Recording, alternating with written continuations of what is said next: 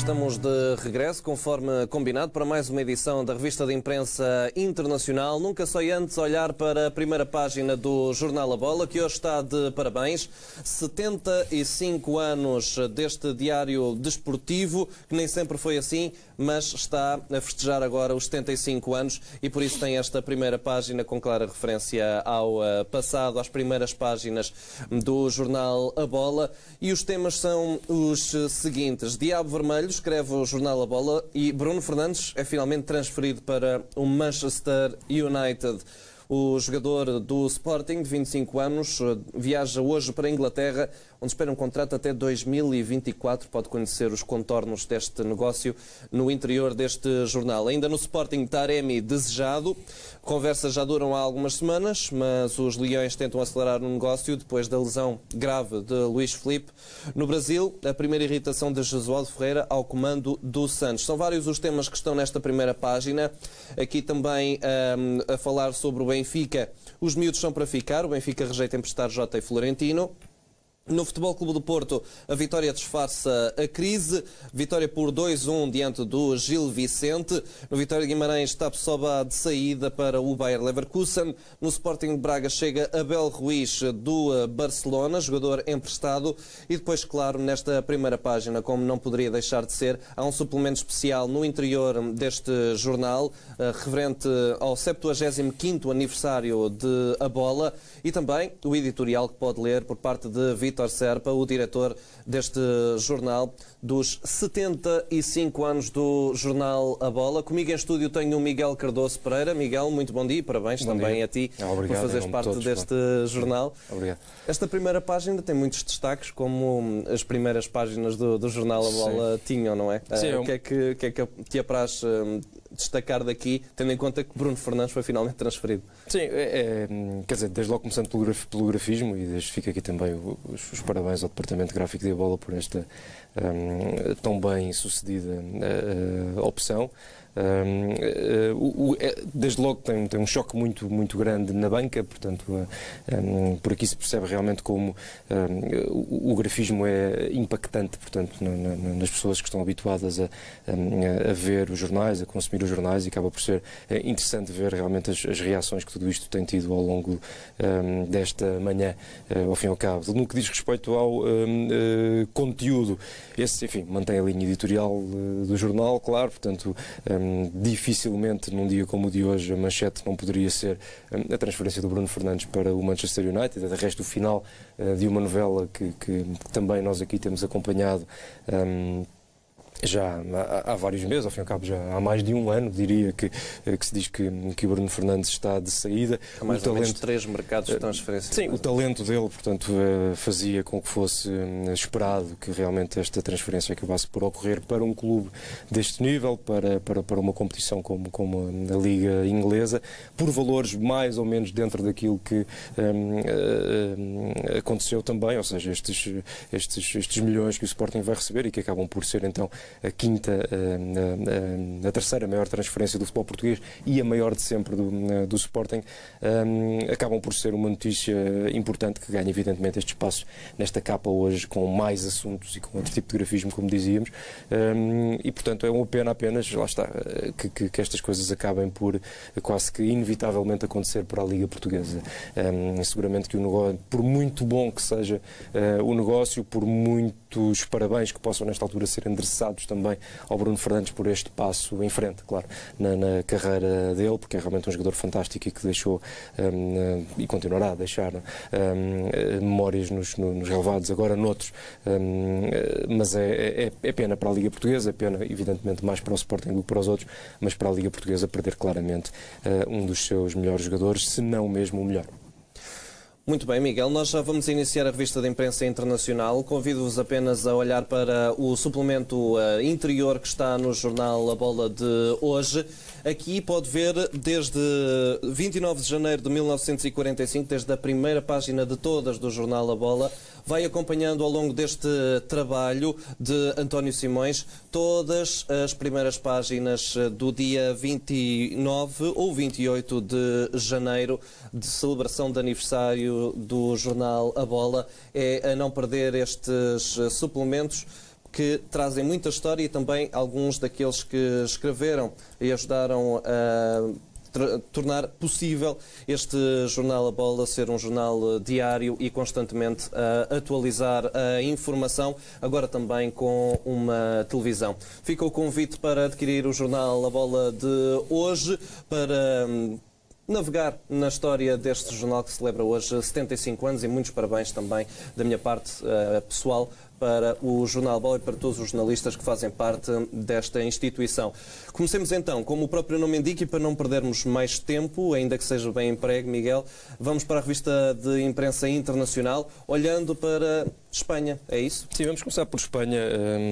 Desta feita, o Real Madrid joga hoje em Saragoça para os oitavos de final da Taça do Rei. É um jogo com algumas tradições. O Zaragoza está agora na segunda divisão espanhola, mas é realmente um clube com espaço na Liga Espanhola. De resto, esteve quase sempre na Liga Espanhola, inclusivamente com boas classificações. Venceu 6 Taças do Rei, mas foi despromovido há 7 anos. Desde essa altura tem passado por algumas dificuldades, até do ponto de vista financeiro. O treinador de Saragoça agora é inclusivamente o Víctor Fernández, que chegou a fazer um 6º lugar na Liga pelo Saragoça em 2006-2007, uma das melhores classificações de resto da própria história do clube, e que passou pelo Porto em 2004-2005. Tinha uma herança pesadíssima. Sim, tendo por cá vencido apenas a Supertaça Cândido de Oliveira, não deixou propriamente grande marca no que diz respeito ao futebol. Pois, não era fácil, não deixou propriamente grande marca no futebol português, portanto, por extensão, mas de qualquer das formas tem essa passagem que merece, ao fim e ao cabo, também ser lembrada. Diz ele, inclusivamente, a respeito deste jogo, o Víctor Fernández, que vemos ali à direita, que seja qual for o resultado deste jogo com o Real Madrid, que já ganharam, já eles do Saragoça, enfim, compreendo que as coisas não funcionam exatamente desta forma, portanto, se não ganharem, não ganham mesmo, logicamente as coisas não são assim, mas compreendo, enfim, apesar deste vazio, um bocadinho destas declarações, que estas coisas sejam ditas nesta altura, percebe-se, ao fim e ao cabo, a ideia. E do outro lado temos então Zidane, que continua, conforme víamos ontem, em grande no Real Madrid, portanto, sempre, apesar do ótimo momento que atravessa, ao fim e ao cabo, no clube, apesar de ter contribuído ele mais do que ninguém para dissipar, portanto, as dúvidas que sobre ele pendiam, portanto, a respeito da continuidade no próprio clube, que ele estava quase na iminência de ser despedido há poucos meses, conforme te recordas, e agora conseguiu revolucionar o clube, portanto, inclusivamente dando-lhe um estilo próprio, mas ainda assim continua, de forma muito inteligente, a canalizar os méritos, os louvores todos para a equipa, mantendo, ao fim e ao cabo, o próprio estilo como treinador, ou melhor, o próprio estilo como pessoa, mas vendo-se mais o estilo como treinador, e isso acaba por ser, talvez, o melhor elogio que pode ser feito ao Zidane nesta altura, de um ponto de vista da personalidade como pessoa e da capacidade como técnico, e a forma como as coisas estão a encaixar-se de uma forma admirável, ao fim e ao cabo, nestes tempos do Real Madrid. Mas é quase um manager à inglesa, antigo futebol inglês. Exatamente, com uma certa distância, quase como se não tivesse que estar no campo, mantendo o tal low profile, que, enfim, muitas vezes resulta, outras vezes não. Enfim, outras opções muito parecidas de apostas em low profile, como por exemplo do Solskjaer, substituir o José Mourinho no Manchester United, não tem corrido tão bem, nem de perto nem de longe, mas acaba por ser também um treinador que, do ponto de vista técnico, se quisermos, tem sentido sempre alguma dificuldade em mostrar serviço. Também aí não teve propriamente uma herança fácil, sobretudo mesmo o José Mourinho acabou por vencer troféus, inclusivamente uma competição europeia pelo Manchester United, portanto dizer que ele não teve uma boa passagem acabaria seguramente por ser um exagero. De qualquer das formas, acabou por ser uma transição muito grande em termos de estilo, até chocante, portanto passar de um treinador que tem 20 anos a vencer troféus como José Mourinho para um treinador como o Solskjaer, que na altura a única coisa que tinha era o passado como jogador, e portanto que adoptava realmente esse posicionamento um bocadinho distante para deixar os jogadores aparecerem. É uma opção de risco, umas vezes resulta, outras vezes não. Com o Zidane não resultou tanto durante algum período ainda que tenha vencido muitos troféus. Porquê? Porque ele parecia quase que vivia muito na sombra da capacidade da própria equipa, quase que poderia dizer-se com exagero que estar lá o Zidane ou outro treinador qualquer era a mesma coisa, e isso às vezes é muito injusto, porque mesmo nessa capacidade de gestão mais distanciada, nessa forma de deixar que os outros façam bem as coisas e de criar condições para que os outros façam façam bem as coisas, há inquestionavelmente um grande mérito também, pelo menos de uma perspectiva de liderança. E o Zidane tem demonstrado essa capacidade ao longo do tempo. E agora tem sido mais interventivo. A equipa parece que joga mais dentro daquilo que são as ideias dele, já não vai tão a reboque das grandes estrelas, até porque não tem tantas estrelas como tinha na altura, ou pelo menos não tem uma estrela tão brilhante como era Cristiano Ronaldo, e nesse sentido há um pouco mais de equipa e há um pouco mais de Zidane, um pouco mais visível. Há mais jovens no Real Madrid. E há essa aposta também a respeito de jovens no Real Madrid.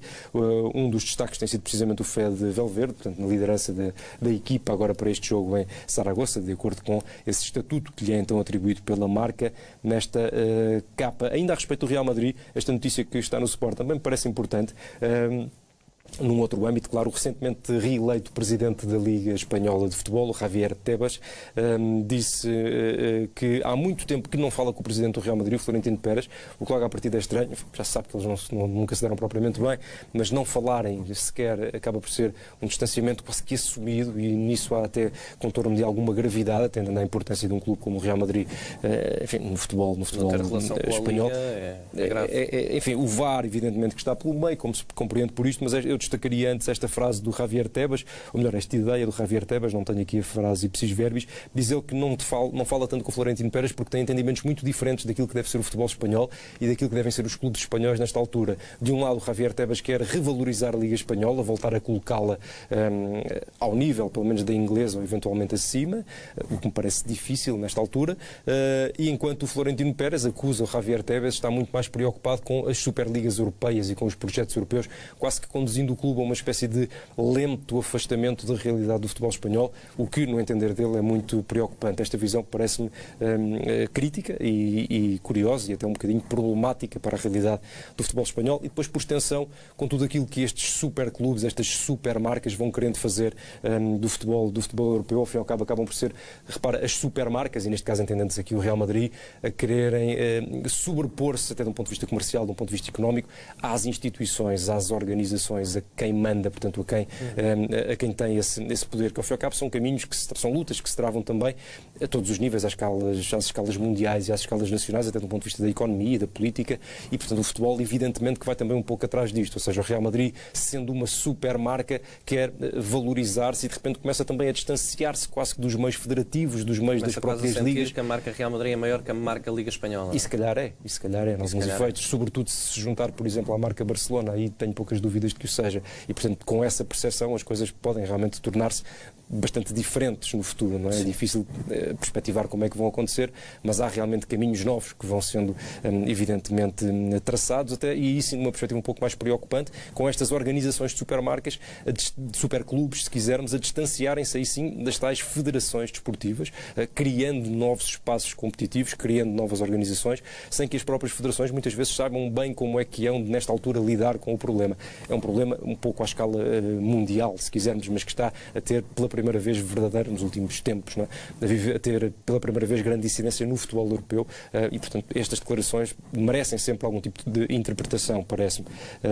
Ainda no futebol espanhol, aqui mais no mercado, acelera a possibilidade de contratação do Cavani pelo Atlético de Madrid. O agente do avançado uruguai tem estado a negociar na capital espanhola, já falámos aqui ontem desse assunto.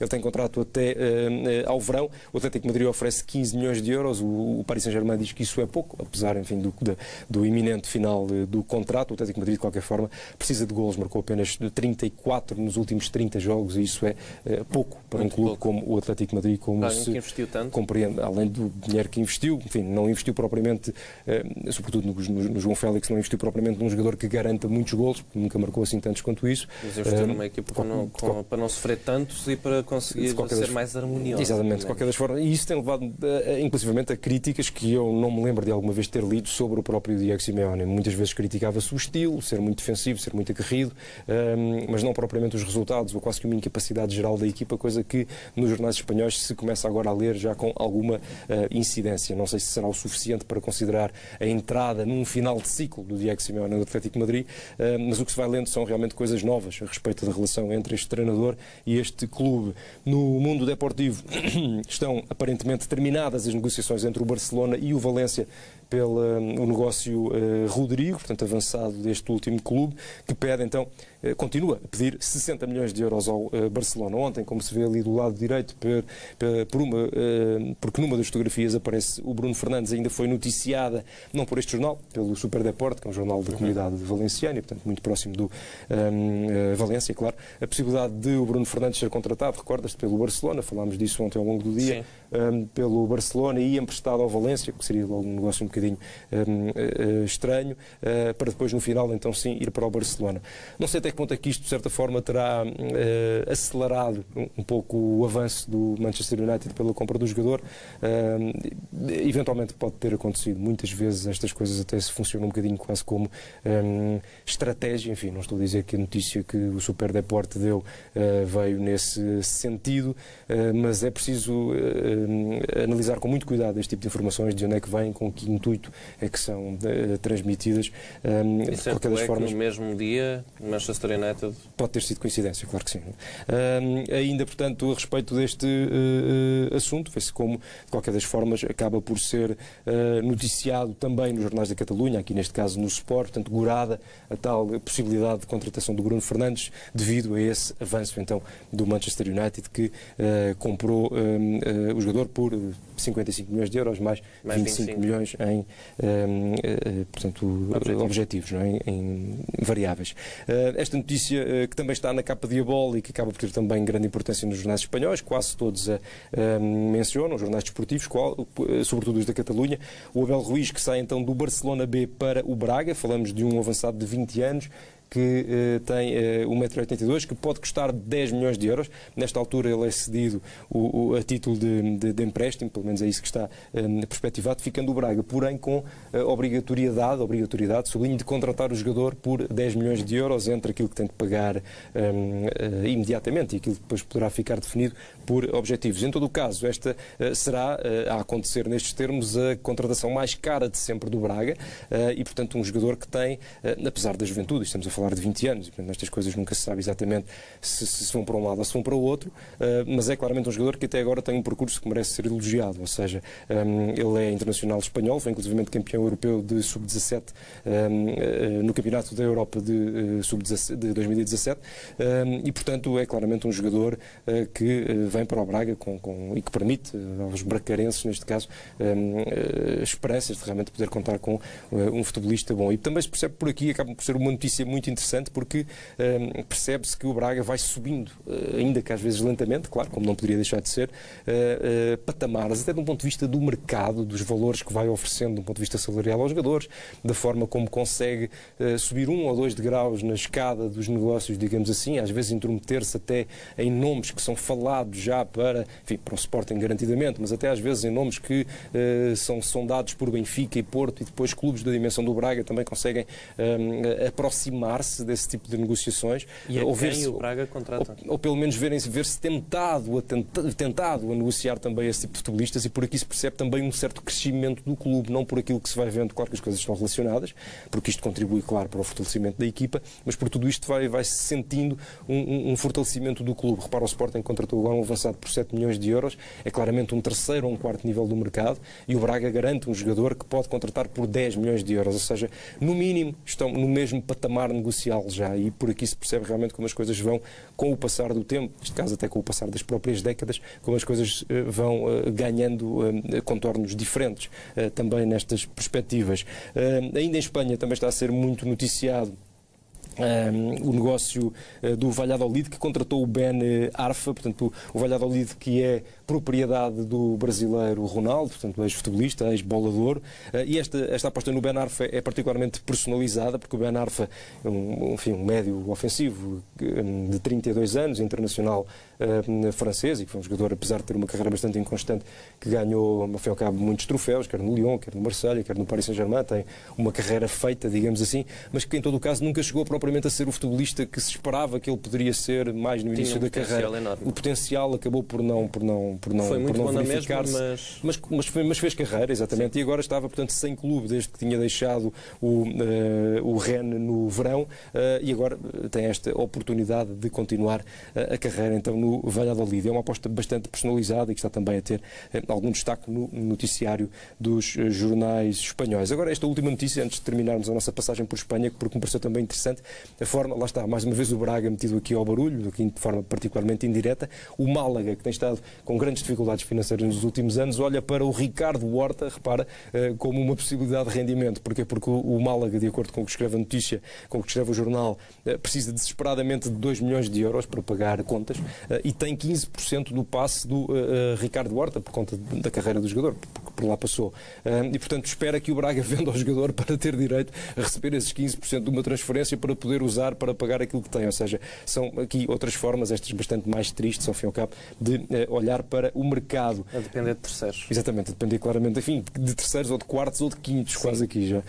Ainda nos jornais espanhóis, uma entrevista ao presidente do Barcelona, Josep Maria Bartomeu, que garante confiança, uma entrevista exclusiva aqui ao Mundo Deportivo, que garante confiança em Quique Setién, o novo treinador do clube. Isto parece estranho, porque ele ainda agora aqui chegou, ainda agora lá chegou, e portanto ter 2 jogos de campeonato e portanto ter o presidente do clube de repente a dizer que tem absoluta confiança no Quique Setién parece realmente, nesta altura, já um pouco precipitado, enfim, dá que desconfiar um bocadinho. Perdeu a liderança na última jornada. A verdade é que ele perdeu, sim, perdeu, portanto, fez 2 jogos, mesmo o jogo que venceu com o Granada, conseguiu realmente o primeiro jogo deixar uma marca forte, os tais 82,6% de posse de bola, que parece realmente um número bizarro, foi inclusivamente o recorde do próprio Barcelona. O Barcelona nesse jogo fez 1005 passes, portanto bateu um recorde de 7 anos que era de 1035 passes, na altura ainda com o Xavi, com o Iniesta e também com o Messi, mas sobretudo estes particularmente responsáveis por tanto passe. Claro que o faziam era com outra qualidade, portanto eram passes com um jogo um pouco mais para a frente, mais objetivo. A maior parte destes passes com o Granada foram muito lateralizados. O Barcelona acabou por ganhar 1-0 com o golo do Messi, pois com mais passes ou menos passes as coisas acabariam por resolver-se um bocadinho. E é porque os jogos do Barcelona forma. Já começam 1-0 com o golo do Messi. Exatamente, já começam com essa vantagem e portanto as coisas acabam por nesta altura estar um pouco a ser questionadas à volta do Quique Setién. Questioná-las é também precipitação, se calhar, assim como parece precipitação o presidente do clube, em tão pouco tempo depois, sentir necessidade de dizer acaba uma por ter coisa, um efeito contrário, coisa, não é? Exatamente, porque parece realmente a leitura é exatamente oposta, portanto não é o que se vê aqui não sempre é propriamente uma confiança, é uma desconfiança, é o que se lê disto, não é? Exagerando, porque lá está, à letra o que lá está é o que está e não há propriamente muita maneira de discuti-lo, mas aquilo que se sente, o espírito das coisas é claramente o contrário na nossa opinião, por aquilo que parece. Ainda em Espanha, uma entrevista também ao lendário Carlos Sainz, que venceu outra vez o Dakar em carros, foi a 3ª vez que o conseguiu na carreira e aos 57 anos, ele de resto já era o mais velho de sempre, o piloto mais velho de sempre a conseguir vencer a prova, agora dilatou esse recorde, diz que se sente, enfim, absolutamente reconhecido em Espanha e diz bem, claro, não é propriamente uma declaração muito surpreendente. Continuando, saltando agora para a Inglaterra, o Telegraph tem como destaque na editoria de desporto a vitória do Aston Villa sobre o Leicester por 2-1, que permitiu chegar então à final da Taça da Liga, que será em Wembley.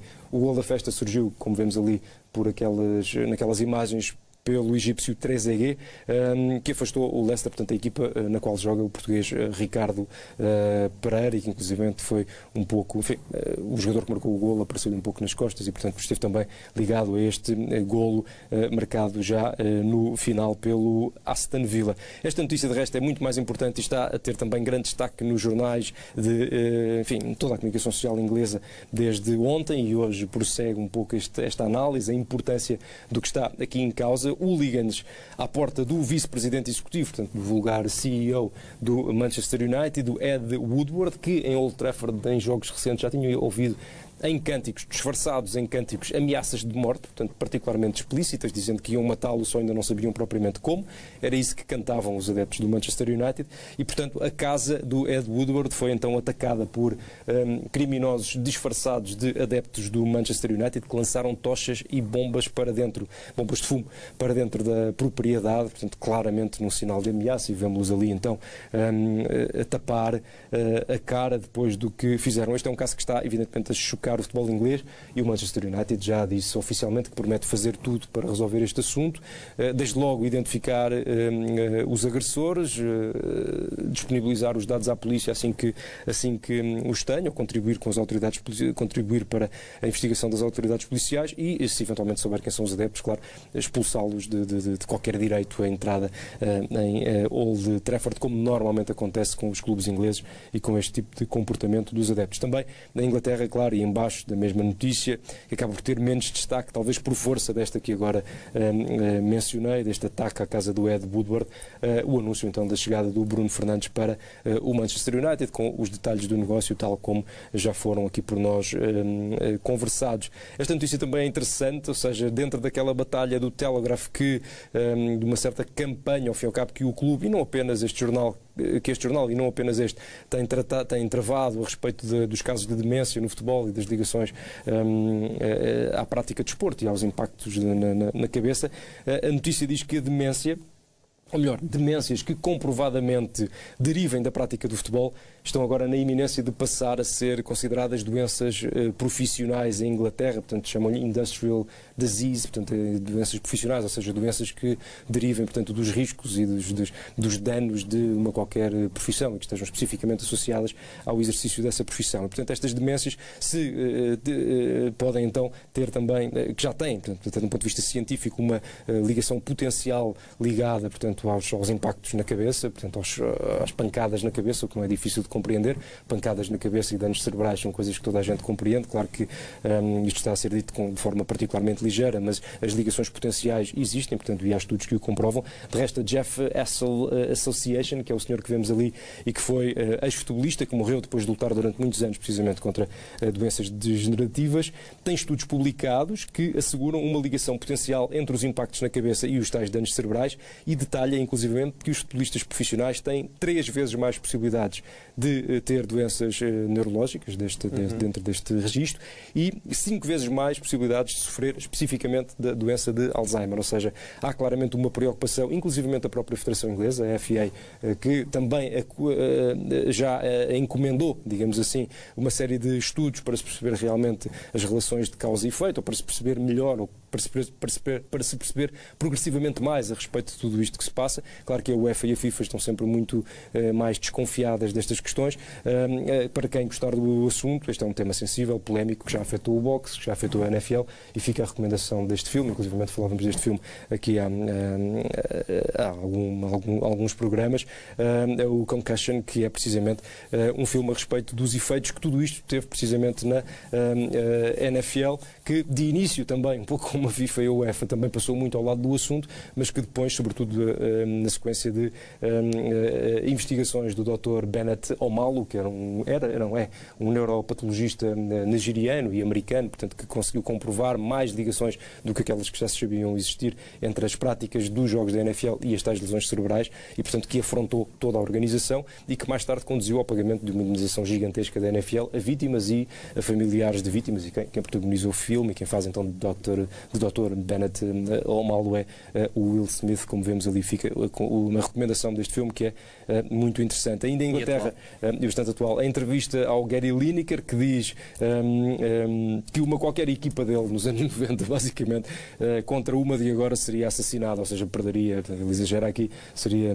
atropelada, de tão diferente se tornou o futebol. Vemos-lo ali naquele registro tranquilo. É sempre uma figura a ler, o Gary Lineker, pela carreira, evidentemente, mas também por aquilo que fez depois da carreira, pela forma como se tornou um pundit, como se diz, não é? Um especialista, portanto, um opinador que tem sempre opiniões expressas através de redes sociais, quer através destes meios tradicionais, muito descomplexadas, muito inteligentes, muito bem dispostas, muito espirituosas, dentro de um bom estilo britânico, e, portanto, são sempre entrevistas de leitura particularmente atrativa. Ainda passemos agora para a França, porque esta capa do L'Équipe é muito importante. O que o jornal escreve inicia basicamente aquilo que poderá ser uma série de reportagens, porque haverá mais dados nos próximos dias, de acordo com o que o próprio jornal parece anunciar, o fim do silêncio, portanto, o fim de obrigação de silêncio, de um pacto de silêncio, não é?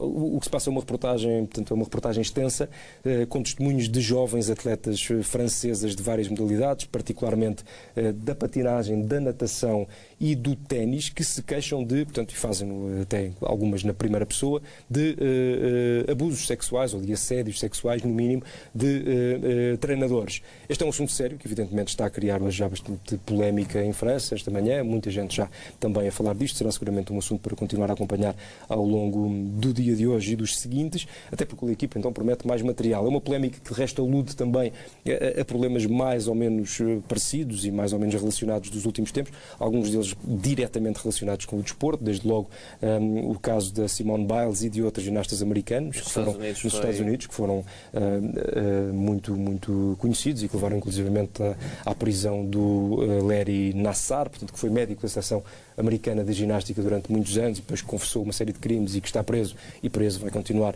para o resto da vida. E depois também a forma como surgiu a campanha Me Too, que não tem aí propriamente a ver com o desporto, o resto até surge num meio muito cinematográfico, ao fim e ao cabo, e que depois acabou por se estender também a outros meios artísticos e a outros meios profissionais, com muitas denúncias, muitas queixas de gente particularmente influente a alertar para este tipo de questões e mesmo dentro do próprio futebol. Um outro caso que convém não esquecer, e se há pouco falávamos das campanhas dos jornais ingleses, uma também particularmente importante, neste caso do Telegraph, tem sido justamente uma a respeito dos abusos sexuais em ex-futebolistas, ainda em casos que remontam aos anos 80 e aos anos 70, inclusivamente, e alguns também aos anos 90, de jovens que eram abusados ou que se queixam de terem sido assediados e abusados por treinadores e por outros elementos de alguns clubes particularmente importantes em Inglaterra e casos que ainda estão, inclusivamente, muitos deles em séria investigação policial também em Inglaterra. Ou seja, a equipa não quer que seja só uma edição, quer que isto seja um caso e parece-me que tem evidentemente força para isso. Portanto, a partir do momento em que há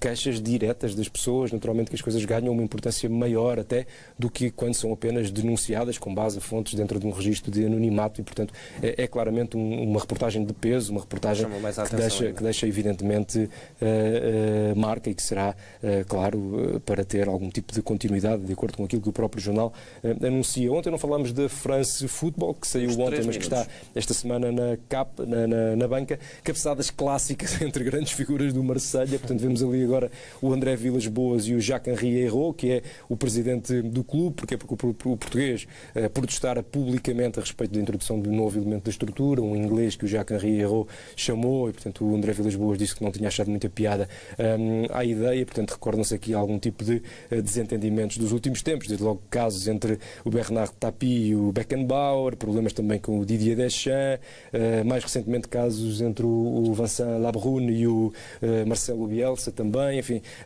casos que envolveram aqui umas figuras recentes do clube. Um outro assunto a respeito de França, portanto, e do futebol francês, que me parece importante destacar, um artigo do Le Figaro sobre o lançamento da criptomoeda, portanto, da moeda virtual do Paris Saint-Germain, ou seja, isto é uma iniciativa inédita que eu pelo menos desconheço noutro local qualquer, à escala desportiva, e que permitirá então aos adeptos, ou a quem quiser, ter moedas do clube, que terão, portanto, o símbolo do cifrão e o PSG escrito à frente, para aceder a compras, claro, e também inclusivamente alguma tomada de decisões relativamente a equipamentos e coisas, equipamento que o clube veste em campo, esse tipo de possibilidades, digamos assim. É um espaço um bocadinho ainda mal definido, que gera grande desconfiança para já, enfim, como todas as criptomoedas de resto.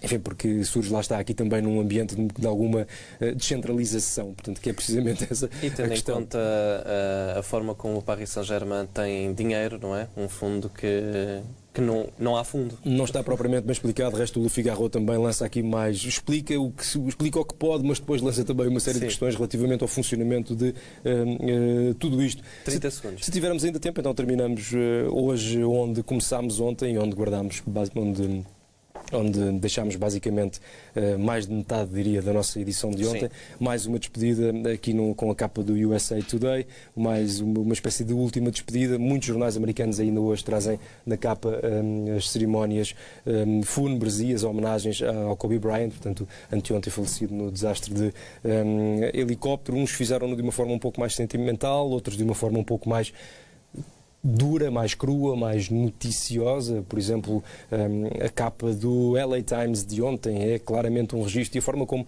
até do ponto de vista académico, seria muito interessante, e seguramente será por muitas salas das universidades onde se estuda jornalismo, a forma como os jornais reagiram a este tipo de tragédia, ou reagem a este tipo de tragédia, tendo uma perspectiva muito genérica, alguns com lágrimas, outros não dizendo nada, pondo apenas o nome e a data, ou seja, sem dar notícia, sem dar informação, e outros, como por exemplo o LA Times, que ontem tinha na capa: Kobe Bryant morre em desastre de helicóptero, dá a notícia e pronto. E estamos a falar do maior jornal de Los Angeles. Não tem propriamente de mostrar ali nenhum tipo de emoção, nenhum tipo de homenagem. Os jornais podem fazê-lo se quiserem, mas os jornais, na essência, dão notícias, não vendem emoções. E, portanto, é isso que está em causa nas opções editoriais que muitas vezes são tomadas. E esse é um dos muitos exemplos, este é um dos muitos exemplos de notícias sobre Kobe Bryant, e também é interessante para perceber que tipo de primeiras páginas e qual a linha editorial de cada um dos jornais. Também por isso, obrigado, Miguel, por essa visão que nós podemos ter nesta revista de imprensa internacional, que fica por aqui, mas a informação continua a ser atualizada. Já a seguir, continua na companhia da Bola TV.